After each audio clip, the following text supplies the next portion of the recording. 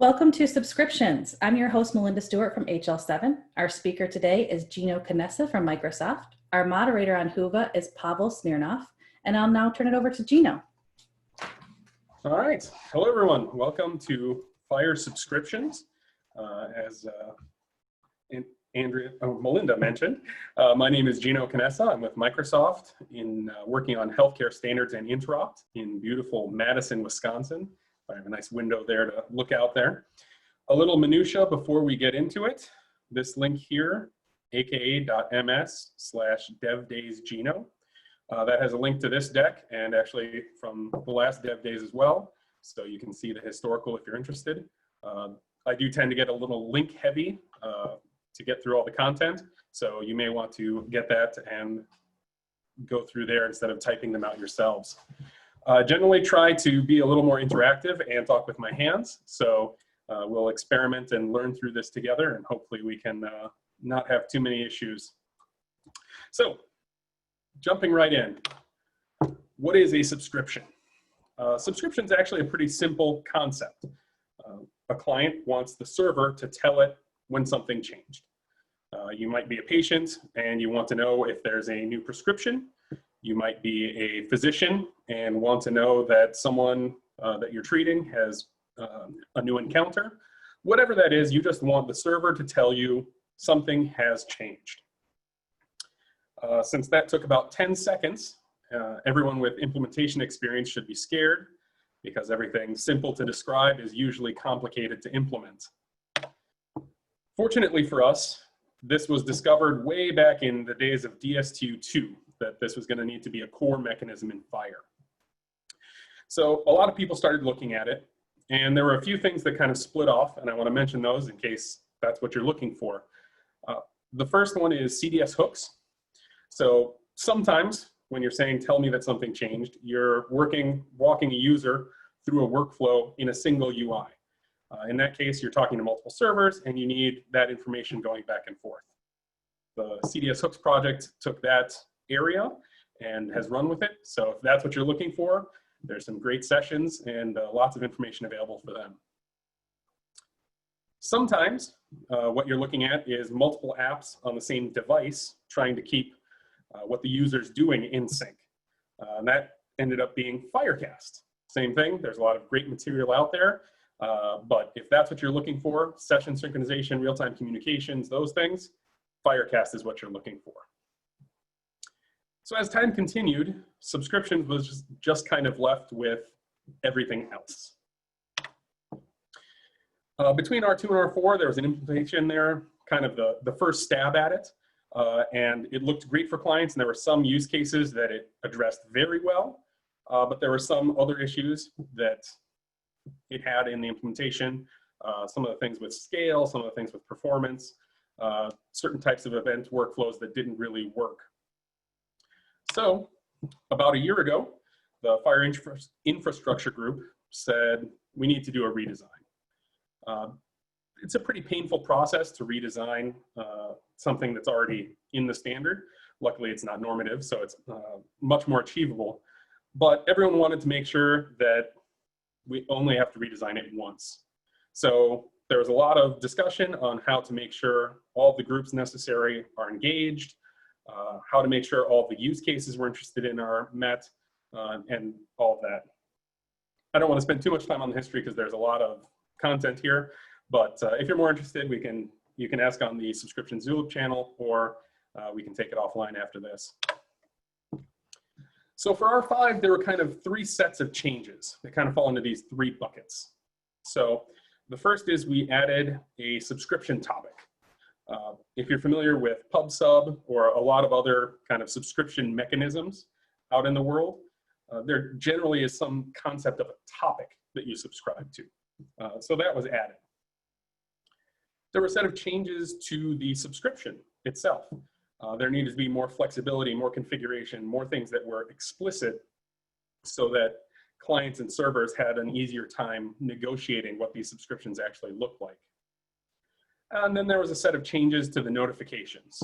And those, in general, were about adding some more information that makes routing and proxying and things like that available, and then having some more options for different workflows. Before I jump into the details on those things, here's one of those link-heavy slides I promised you. So these are all based off of the specs that are on build.fhir.org.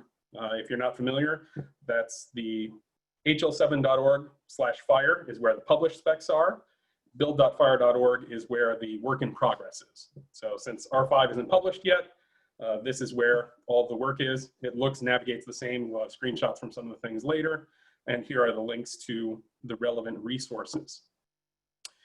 There is a subscriptions stream on Zulip. A lot of us are there all the time. So please feel free to ask any questions there. There's also a FHIR infrastructure stream and weekly calls where things can be brought up. And we participate heavily in connectathons. Jenny Syed from Cerner usually runs those.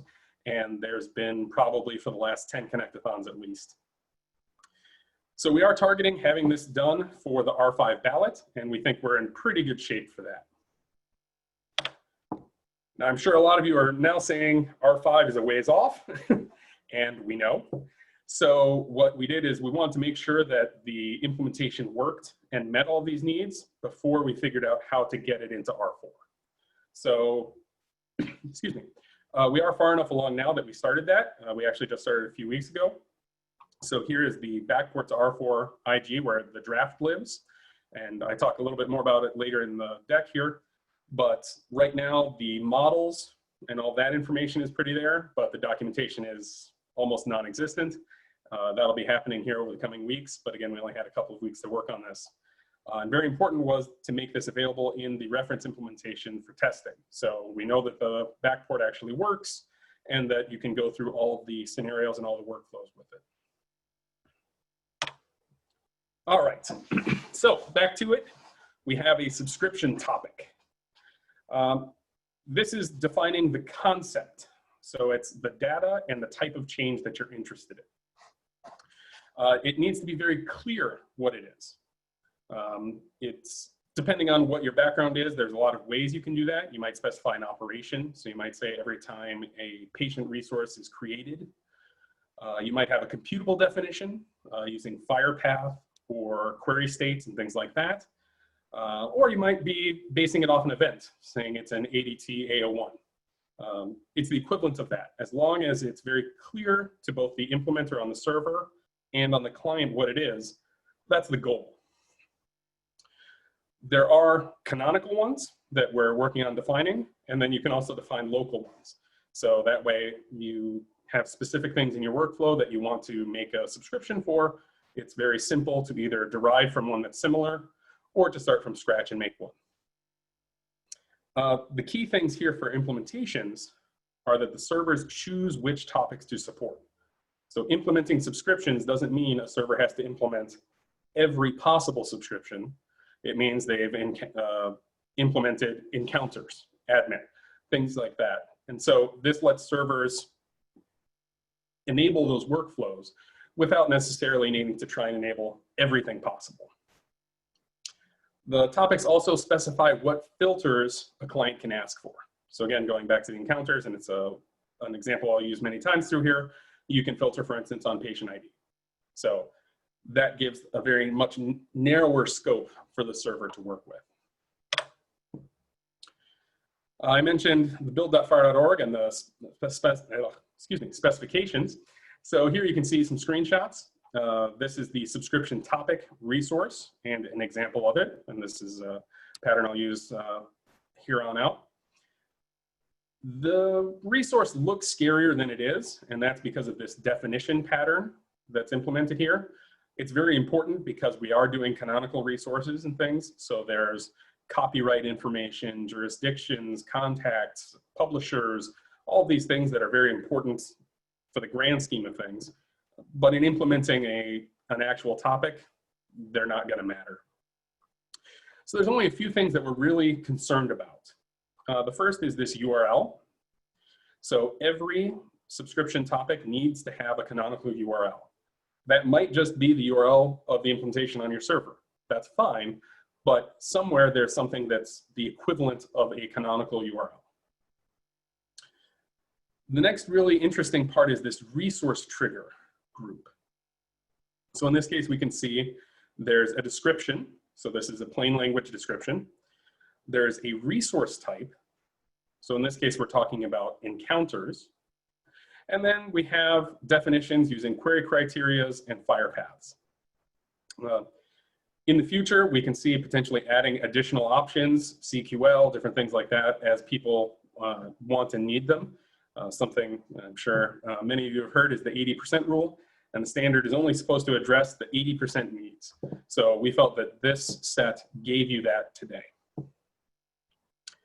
The only other really interesting thing on the topic is this can filter by that I mentioned earlier.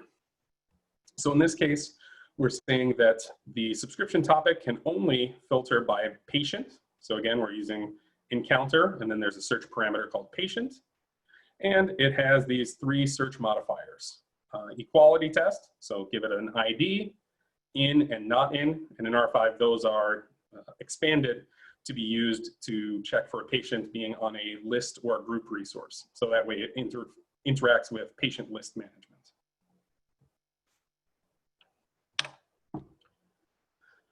As I've mentioned, the biggest thing is defining the concept.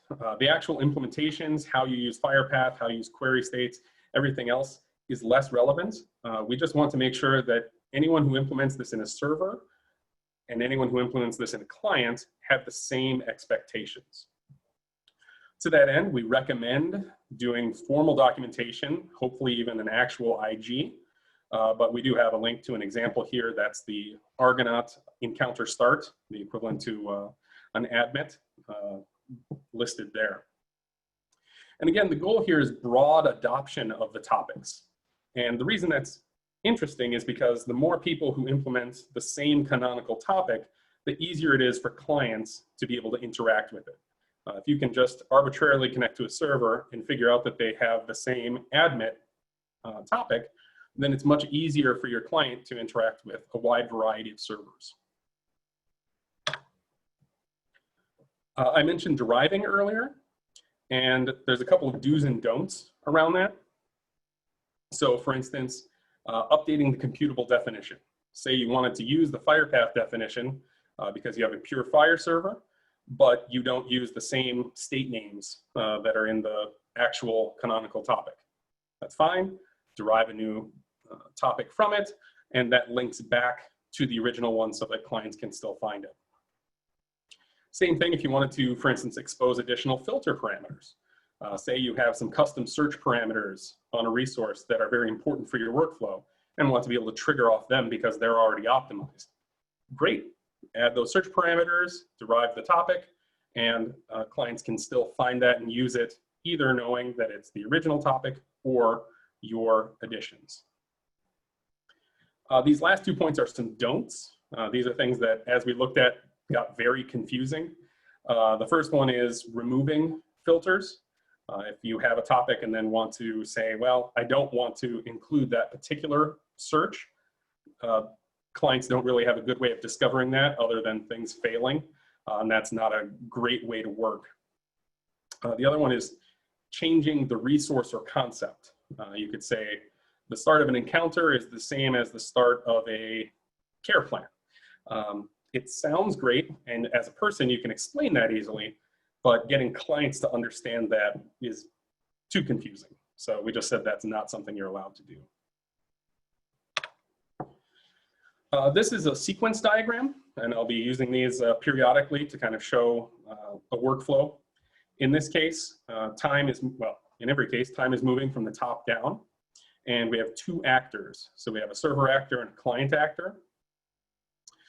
These text boxes are just notes showing states or events. So in this case, we're talking about how the server would have implemented subscriptions and created their list of subscription topic resources. A client just does a standard get, search, however they want to interact with the subscription topic resource. The server then returns, so the dotted line is returning a search set of subscription topics, and the client can then figure out which one it's interested in if it supported all of those things.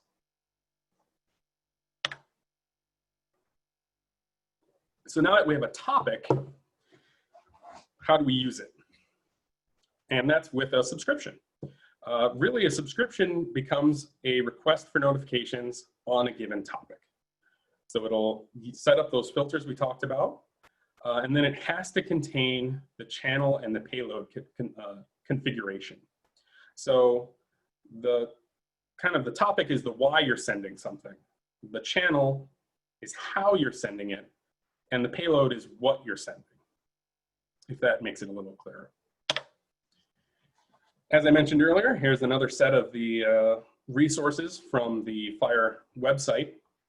So you can see here, the subscription resource is actually far simpler than the topic. And there's only a few pieces that are truly interesting. The topic itself that you're referencing from the subscription, the filter by section that we talked about. For instance, in this case, in the example here, we can see the filter by is a search parameter name of patient with a value of patient 123. We have the channel type, which we'll dig into more, but in this case, we can see it's a REST hook. And the endpoint information saying that the endpoint is this https example.org. There's some additional configuration around the channel itself that we'll jump into later as well. And then the content configuration, the what are we sending? So in this case, we're saying we want to send an application FHIR JSON, and we want to send ID only. So first, the how, the channels. It's fairly straightforward. It's a method of communication. The standard, we've gone ahead and defined 4 of these already. So again, concerned with that 80% of use cases. So the first one is a REST hook. If you have an HTTP or HTTPS, hopefully, endpoint, a way to post information to those. A WebSocket, so if you have a client that's running, for instance, in a browser and can't stand up its own HTTP server, it can connect into the server's WebSocket and get notifications that way. Email, and this is big in the public health arena, which I think all of us are thinking a little more about these days. But a lot of times there's no consistent bridge, there's no consistent server that's up, so you're just supposed to send an email with the information that they're interested in. And the last one is messaging, and that's if you're using another FHIR server and want to use the messaging paradigm, then the channel for that is defined as well. As I mentioned, since that we're only trying to cover the 80%, we did leave it extensible, so you can define your own. If you want to be using a message queue, if you want to be using your custom protocol, however you want to define those, the field will accept those, and if you define them in a standard way, then more people can use them as well.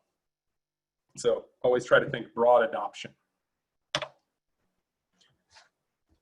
Now that we have the how done, we need the what.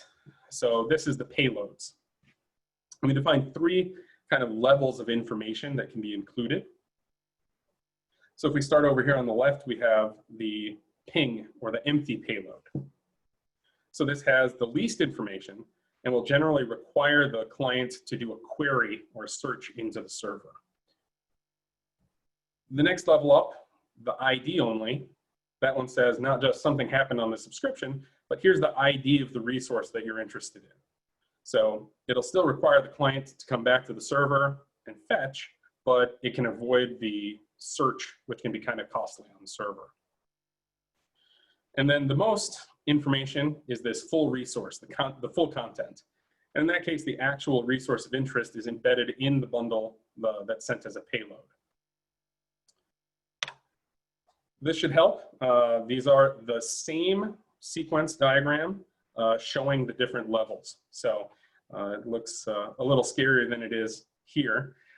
Again, it's just the server and the client. So we have the same server and the client, and it's going to send a notification using each of these methods. So in this first one here, there's the status information that's sent to the client. The client says, okay, I know something happened on this subscription number 202. I know that that was for the patient 123 that I was interested in. So now I'm going to search on the server, get back my search results, go back and fetch the actual resources I need. And then after I have all that, I can do my processing.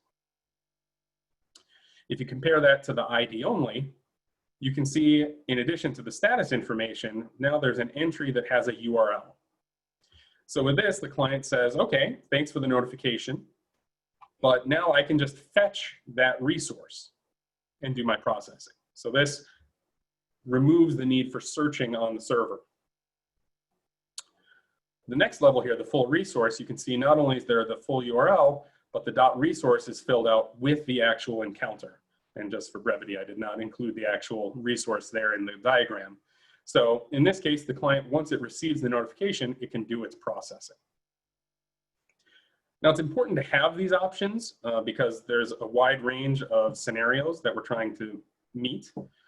So in the case of, for instance, two servers that are both on-prem and obviously have full trust between them and a nice secure network, full resource is great. It has the least amount of back and forth, and it'll enable your workflow much faster and easier. If you're going over the open internet and maybe things are being proxied because the HTTP endpoint is converting it to a push notification for a cell phone, things like that, you don't necessarily want to include all this PHI. So in that case, you can send either the ping or the ID-only version, which then makes the client come back and authenticate before transmitting that information. And then obviously between these two, there's a big difference in server load that if clients have to come back and keep doing these searches all the time.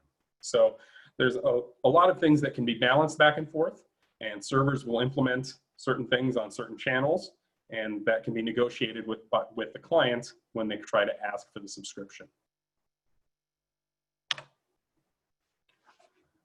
So what is that notification? We mentioned it a few times in the last slides and how you can configure what's in there, but what actually is it? It's a bundle. In this case, in R5, we have a new bundle type called subscription notification. And that's so that it can have its own rules, that it, for instance, the first resource has to be a subscription status, so that it can give that information about the subscription itself. Then the bundle contains payload, which could be not present, it could be the URLs, or it could be the URL plus the resource. So, didn't want to leave this out despite how simple it is. The subscription status, you can see, is the smallest resource that we're going to look at here. And this just has the meta information about the subscription. So that way, if these notifications are proxied, if they're forwarded, things like that, the client still has a good way of figuring out where it came from. You can see it has a link to the subscription that sent it, the topic that subscription is for, the type of notification, and we'll get more into this here in a minute, and then some other status information, the events that are counted in this bundle, the events since the subscription started, any errors that have happened, the status of the subscription, things like that. It's important to note that these are relevant to the time the notification was generated. So if you are proxying through a bunch of servers, relaying things, you have a phone that's online or offline, receiving a notification right now doesn't mean that the subscription is in a particular state. It just means that it was when that notification was generated. Again, basic example, you can see that it's just filled out with those same types of links.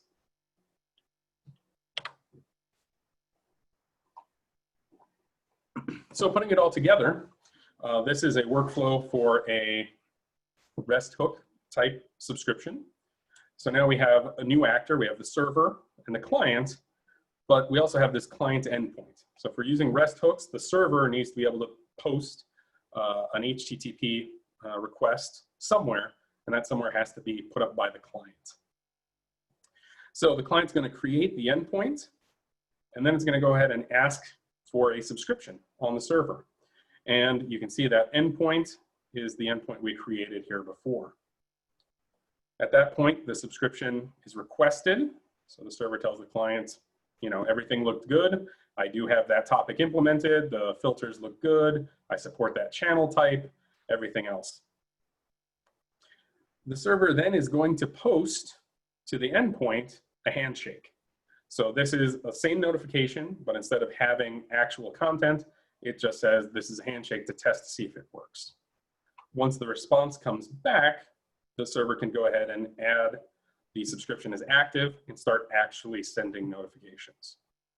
So this gives a very nice closed loop when your client is creating a notification to know that all of those settings are correct and everything's working the way it's supposed to. Unfortunately, once you pass that point, it's very hard to figure out if something is wrong. And this is because we have a lot of actors, as we saw in the last screen, and things are going back and forth across the internet. There may be additional proxies. There can be all kinds of things. We would love to say that we have a reliable delivery mechanism that's very easy to implement and can be used everywhere, but that's a very high bar, actually. So what we wanted to do in the standard was make sure that clients can figure out when there's something wrong, and then they can take action to fix it. So one of those fields I mentioned earlier, this events and subscription start. So it's just a counter incrementing on the number of events that have happened on the subscription. So in this case, the server can send the client. You can see event 20, event 21, event 23, and the client obviously can determine that event 22 is missing. At that point, the client can go and do whatever queries it needs, rebuild its state of the world, and then reset the subscription back to active so that everything continues. The other set of kind of errors we found is when the client's not getting notifications.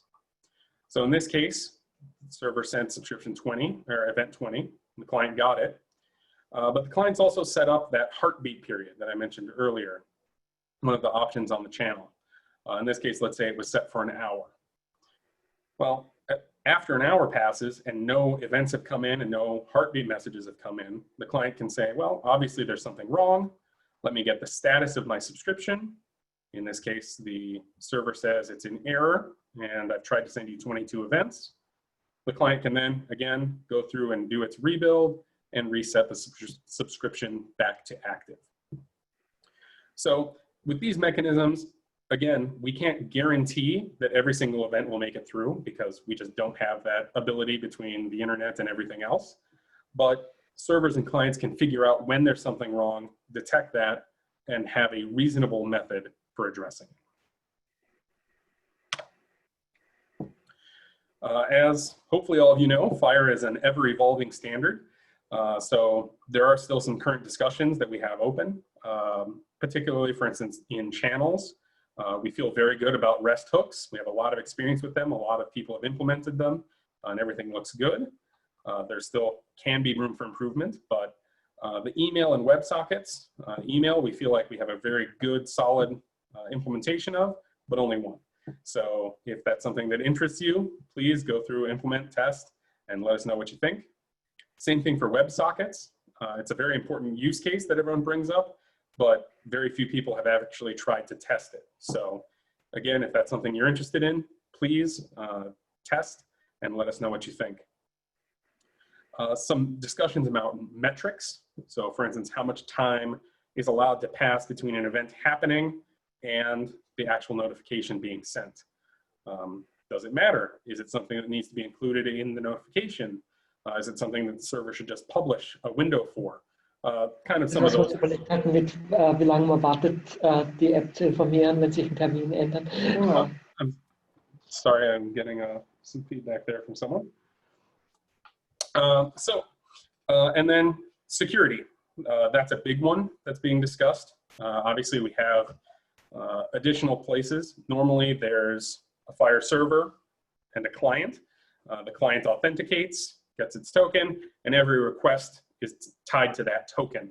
So it's very straightforward to make sure that the client is who they say they are, and you have reasonable confidence in all of that.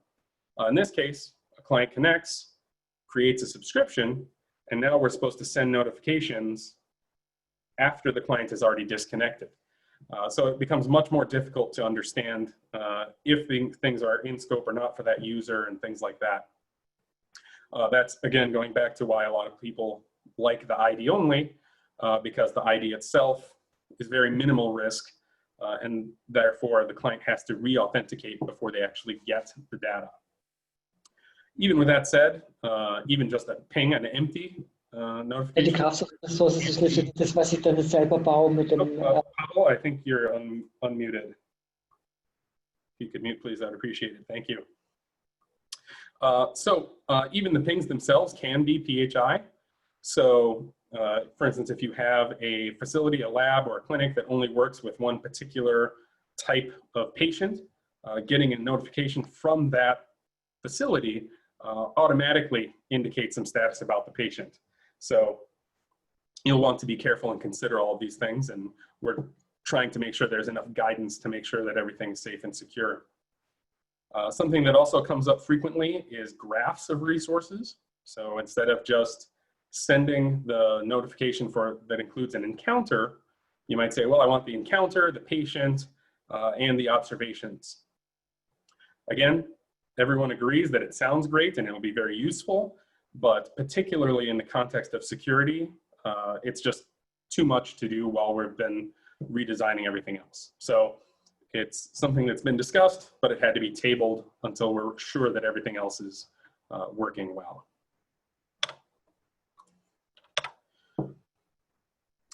So as promised, the R4 backports.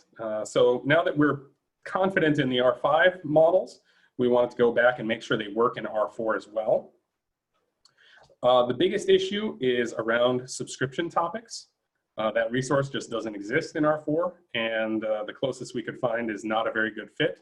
So we've ended up just essentially passing around canonical URLs and leaving the topics out of scope. Everything else is just extensions on subscription. All the fields are there. I'll put a warning about subscription.criteria. In R4, it's the full query string, and in R5, it's broken up into search parameters, search modifiers, and values. So there is some joining and parsing that has to happen if you're moving between them. The notifications, obviously the new bundle type is not in R4, so we're using a history bundle, and there's a very long and complicated set of discussions around why it's a history bundle. So if you're interested, you can ping me after, but set aside some time. And it uses parameters instead of subscription status in order to get those fields across. The conformance resources, and those are in the process of being defined, but clients have to check those for conformance to make sure that the server supports the IG in addition to just the core subscription in R4. Again, here's the link. The draft is available online, and we're going to continue, obviously, improving it over the coming weeks, hopefully, if not months as necessary, until it goes through its full publication cycle. For actually building this, we do have a reference implementation as well. It's hosted in Azure. Thank you, Microsoft. There's a link to the more detailed information, but essentially there's just a full set of server and client exposed. The server is actually just a proxy server that points at the happy.fhir.org server. So it intercepts everything it needs for either R5 or using the backport R4 subscriptions and implements all of that functionality on top of it. The UI is a TypeScript React web interface, and it walks through several scenarios we've used in Connectathons. It has a playground where you can just tinker with things, and then has these DevDays examples that are kind of the minimum things I could figure out to show a complete REST workflow. You can use them together to see how subscriptions work and kind of play around with them, but then you can also use them independently. So if you're developing a client, you can use that server and just hit it directly. And if you're developing a server, you can use that client and hit your server directly. So with that said, questions? And thank you, Gino. Can you hear me? Yes. So a couple of questions came out about the use of subscription. One of them related DaVinci applications, and the other like generic. What are the use cases for subscriptions? Can you talk a little bit if you talk to DaVinci and how you see like subscriptions to be used? Yeah. Sorry, I'm on the desktop Whova app, so my questions did not come across updated, which I believe is known. But yes, so DaVinci is working on unsolicited notifications, and we've been, I've been personally kind of working back and forth between. We've had a lot of engagement with that group, and they're doing great stuff. We left unsolicited out of scope for when we were designing all these mechanisms. But at the end of the day, we figured out that most of the mechanisms work out of the box. It's just a matter of who's actually managing the subscription resource, whether that's someone from the facility sending the notifications or it's the person asking for them. So in the case of unsolicited notifications, I believe they refer to the fact that this is coming and a lot of this can be used for that. So if you wanted to send, again, something like an ADT01 unsolicited to a payer or something like that, you could create the subscription and manage it in-house, which removes them from there. And as far as they're concerned, it's unsolicited. But we weren't as concerned with making sure that those things could be communicated out of band. So we have talked about it quite a bit, and Eric Haas and Linda Michelson, I apologize for butchering her name. We have gone back and forth on that quite a bit. So we've gone through and made sure that everything kind of works together and should work for either. It looks like Isaac, thank you, Isaac, for replying to a lot of that already anyway. Let's see. Are there other questions? The other question would be, can you talk more about what's coming in filters? Yes. So the filters are actually fairly straightforward. And let me back up the slide deck and find where these are. There we go. So essentially the filters are just defined in the subscription topic. And it's just the way of saying what can a user ask for filters on. And this is critical for implementing these performantly and at scale. So for instance, if you're saying today, I want to make a subscription, ADT01, again, we'll use the same example for consistency, and we want to be able to limit it to say, okay, we can access patient, all of the search parameters are supported, all of the modifiers are supported, and obviously you can put whatever you want in the value, but this topic is going to restrict those to patient equals in and not in. So it's really just up to the topic to define what they want in that area. I don't know if that covers everything you need, but there has been a request for adding FHIR path as well as query criteria, and we're just trying to evaluate if that is more popular, less popular, how they relate to each other, making sure, you know, if you define both, that they don't conflict, different things like that. So it is a kind of an open discussion, but so far, having it broken up like this hasn't been too high a bar for people to implement, even if they don't have a full query parser, and that's why we left it split up like that.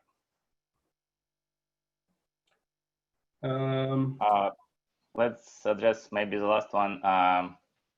There was a question about use of queuing mechanisms like Kafka.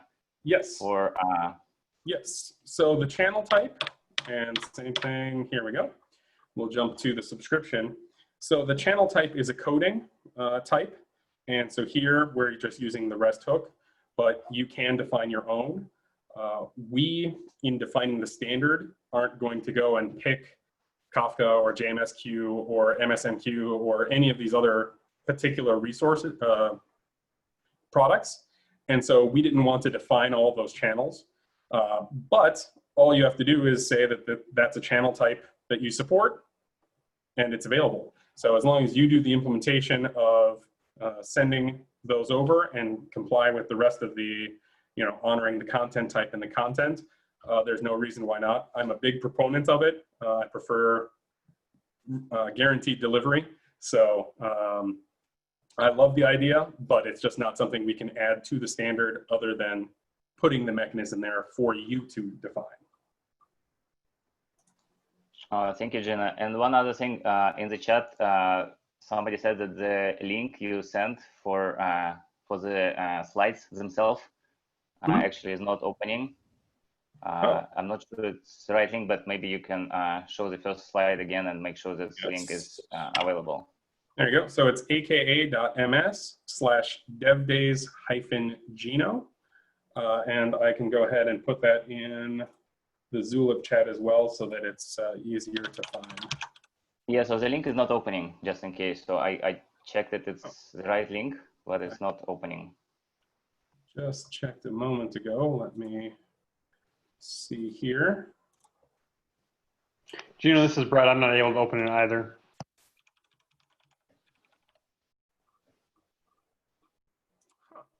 Okay, well, I will update that right now, and I will post a direct link.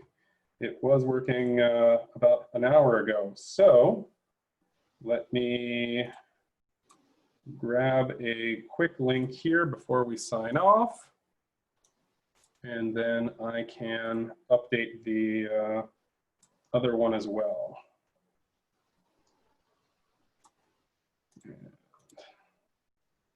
Copy link.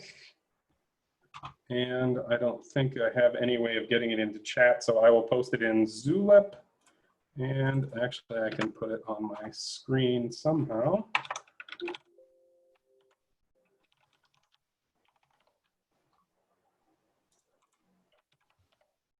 Oh, that's a terrible link. So yeah, I will update the other one and post this in Zulip right now.